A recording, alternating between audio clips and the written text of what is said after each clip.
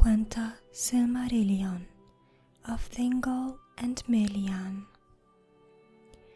Melian was a Maya of the race of the Vala. She dwelt in the gardens of Lúthien, and among all his people there were none more beautiful than Melian, nor more wise, nor more skilled in songs of enchantment. It is told that the Vala would leave their works, that the bells of Valma were silent, and the fountains ceased to flow, when at the mingling of the lights Melian sang in Lúthien. Nightingales went always with her, and she taught them their song, and she loved the deep shadows of the great trees. She was akin before the world was made to Yavanna herself, and in that time when the Quendi awoke beside the waters of Cuivienen, she departed from Valanor and came to the hitherlands. And there she filled the silence of Middle-earth before the dawn with her voice and the voices of her birds. Now when their journey was near its end, as has been told, the people of the Tillery rested long in East Beleriand beyond the river Gillion, and at that time many of the Noldor still lay to the westward in those forests that were afterwards named Neldoreth and Regen.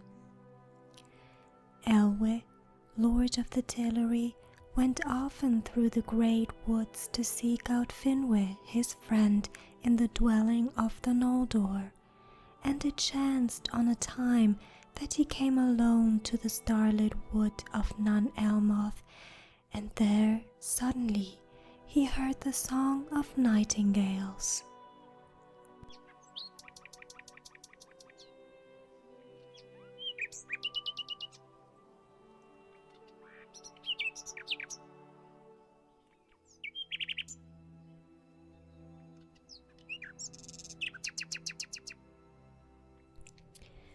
Then an enchantment fell on him, and he stood still, and afar off beyond the voices of the Lomelindi he heard the voice of Melian, and it filled all his heart with wonder and desire. He forgot then utterly all his people and all the purposes of his mind, and following the birds under the shadow of the trees, he passed deep into Nun Elmoth and was lost. But he came at last to a glade open to the stars, and there Melian stood. And out of the darkness he looked at her, and the light of Aman was in her face.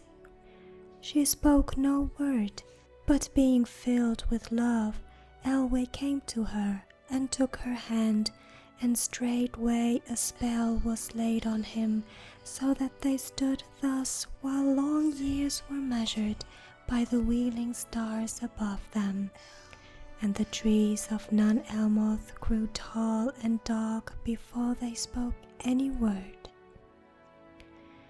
Thus Elwe's folk who sought him found him not, and Olwe took the kingship of the Tillery and departed, as is told hereafter. Elwe Singolul came never again across the sea to Valanor so long as he lived, and Melian returned not thither while their reign together lasted.